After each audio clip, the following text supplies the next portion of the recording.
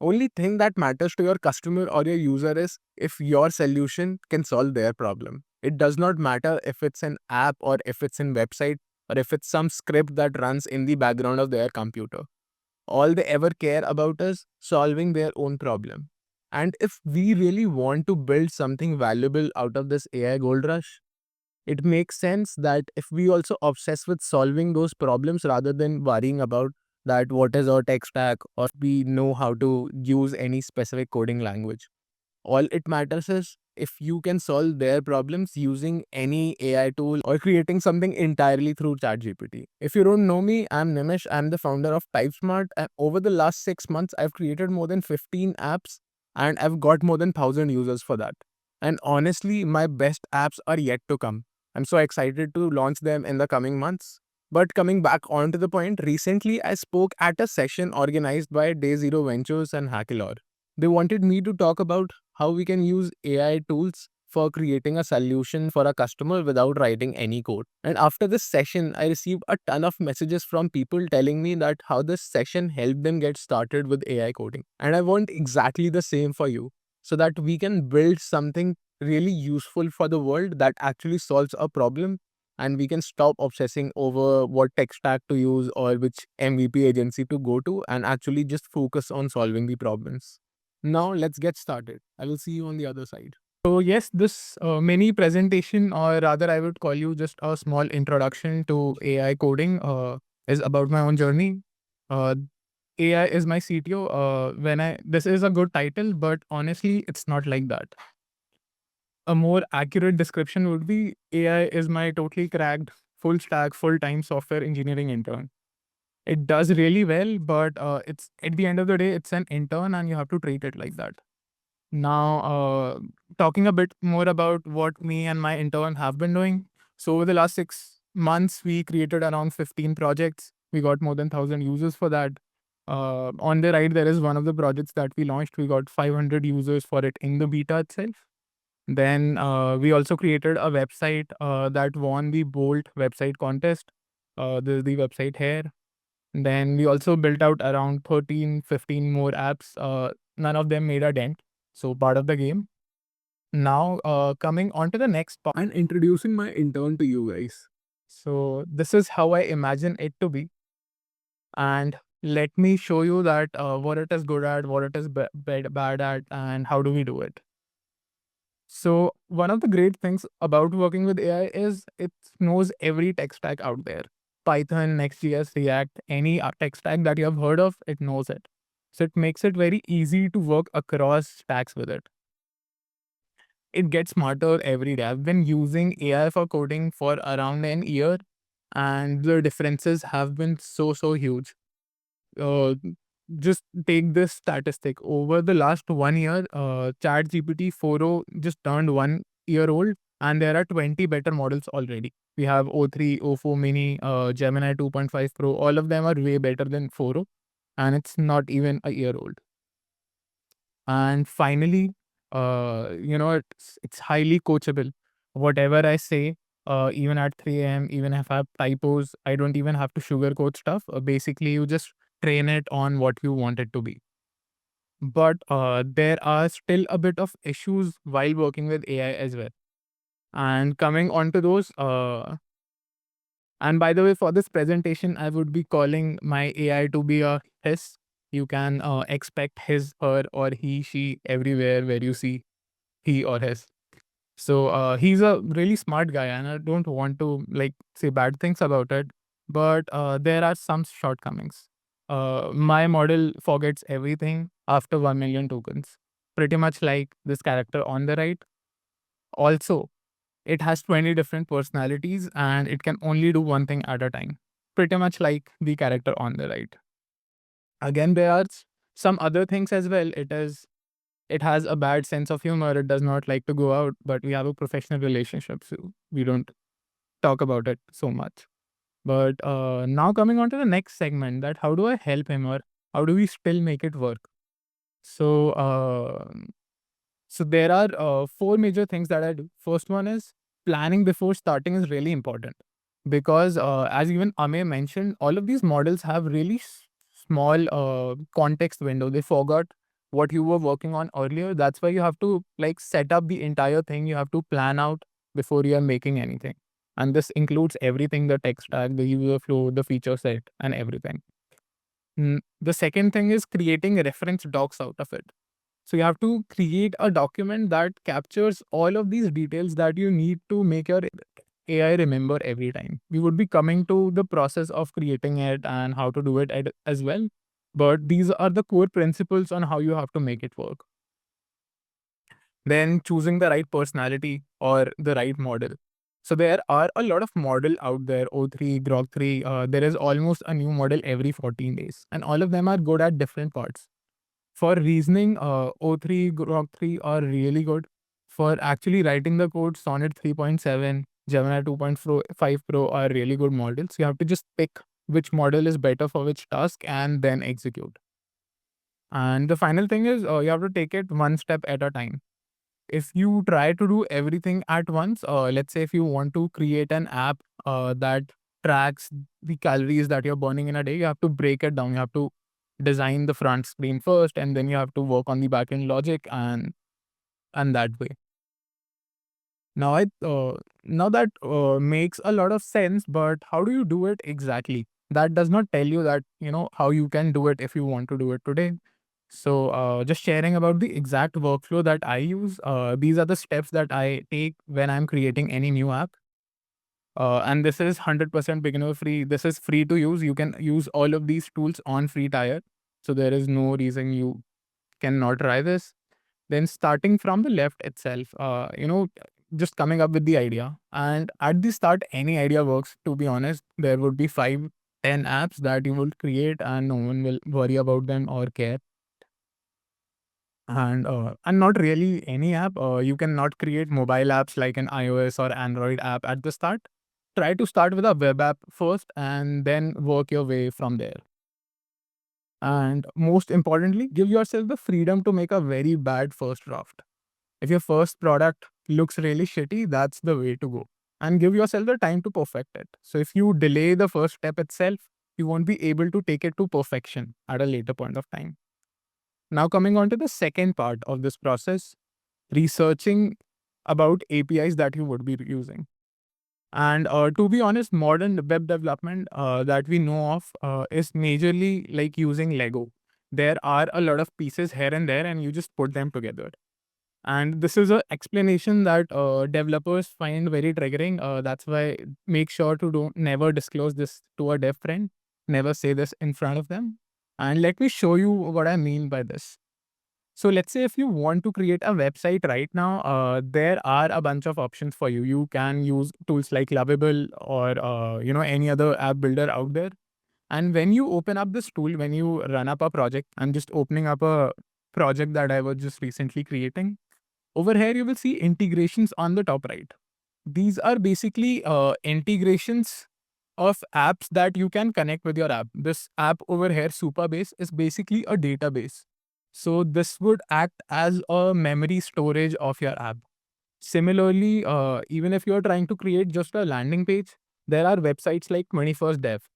So if I just come on this website and if I search for components, you will see that there are individual components over here, things like pricing cards, things like the balloons and all the different kind of animations that you might see on a website.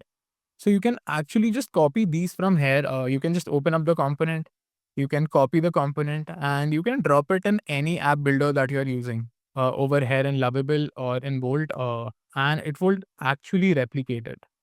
I won't show you in the video here right now. This would take a lot of time, but I have a lot of examples towards the end on some of the links I can share with you. But it's pretty much like putting pieces of Lego together, and that is true for the front end as well as the back end. Now, coming on to the second point, you can use models with internet access for this. So for researching this APIs, you can use models like 2.5 Pro, Grok 3, or Perplexity. All of them have internet access. So if you just define what is your use case, it will give you options on which APIs or which tech stack that you can use. And lastly, about the tech stack that I use Supabase. Clerk, or OpenAI for creating all these features for different tasks. You can use the same, but the thing over here is that you have to understand what you're trying to create and then find, these different technologies that you have to use together with it. There is also this prompt that I use when I'm trying to create any app. So if I just so this is basically the idea definition prompt that I use sometimes. This is again generated by ChatGPT. Uh, so over here, if you see, I start with defining my idea. Then what is the target audience? What are the core MVP features? What is the desired user flow? Because defining all these things at the start reduces the amount of hallucinations that you get with the model. You don't want it to build something in the first step and then move to something else in the second step. That's why you have to clearly define all of these things at the start. And yeah, that's the prompt I use. You can use it with any reasoning model. This works well with Grok 3, Perplexity, or even O3. And now coming on to the third part of the process, creating a PRD. PRD is basically a term used by product managers a lot. They basically plan out the entire app that they want to build upfront before it gets into development process. The reason is because development itself takes a lot of time, and if you change scope, a lot changes. Same is true with AI as well. So this is an document that you give to your intern, and it references it during the entire process. You again have to use a reasoning model for it to create it properly. You can use Gemini 2.5 Pro for this. It's free right now. And there is again a prompt that I use for creating these PRDs. This is something that I've learned from hit and trial during the process. So if I just come to the second prompt on this list, you will see that there are some guidelines that I've mentioned here. I want it to break down the entire implementation in steps. I want it to mention the final file structure. I want it to also think about all the edge cases and stuff like that. And then I also put in all the details about my project over here. So it's very much about giving the entire details about your project to the model upfront and asking it to create a plan. So you have to basically make sure that it has all the right information and it will do its thing. So that's about this third step of creating the PRD, and and then comes the actual building part. So there's this fourth step where you create the first version of your app. So there are AI builders like Bolt, like V0, like Lovable. You can use any of them, and honestly, they are pretty good with creating simple apps. So let me show you one of the apps that I recently created using these tools. So there's this app that uses 11 Labs API in the background. So what this API does is it generates audio based on whatever text that I put in, and it clones my voice before doing that. So I can just create any sentence in my own voice. And this was entirely generated by AI. I used it. I only used Lovable for generating this. There is also a Yeah, small, I'm just recording a quick demo of Perp. and let me just show you what exactly it does. I don't want to show you the entire video, but over here you just upload any audio of your video on the screen, and then it clones your voice in the background. It generates a transcript of that, and then it provides you a perfected cleaned audio for that entire segment. And this is all created using Lovable. All of these basics apps can be created with Lovable really well. What you have to do is dis- you just have to describe your idea really well, and then you have to just drop the prompts one by one into Lovable. And once you are done with this, either you can improve this further. We would be coming to that part but for 90% of the use cases, you can actually use tools like Lovable to create an app right now. Now coming on to the next part. What if you would want to enhance it further? Or what if you would want to level up to the next level? Let's say if you would want to connect something like a Google Calendar to it or any other complex tech, then there are tools like Windsurf, Cursor out there. You can use these tools. Wait a minute. Yeah. You can use these tools for improving your output, and this is a very good learning step for you if you would want to just level up. So, if you have time, I would recommend you to explore this as well. What you have to do over here is you just have to take up the output of the PRD that you created at the start. I know this sounds a bit complex right now, but when you try it, all of it will make a lot of sense. And then you just have to implement it step by step. Just make sure that you create the right memory base, which is the PRD, and you do it step by step, and the rest of the things would be handled by AI. You would have to try a couple of times. Sometimes you would have to get into the implementation, but all of it goes well if you just keep on chatting with your AI, trying to understand what it's doing. Because one thing that AI is really good at is logic. So if you ask it logical questions, steer it in logical discussions, it will give you the right output. So that is the entire things that you need to know for creating an app, and you can literally do it for free. And the only way that you can progress from here is actually doing the thing. So just try to learn the thing by actually doing it, and make sure that you tell someone at the start, maybe a friend, maybe on Reddit, or maybe just your mom, so that you are accountable for doing the thing. Because what happens when you are trying to do something with AI is that you quit midway, and that's the only thing that actually puts you pushes you forward. No one knows how to use these models in the right way. Only thing you can do is actually persevere and keep on doing the thing. And yeah, lastly, there's this intern over here again telling you to do the thing and believe in yourself. So make sure you do that.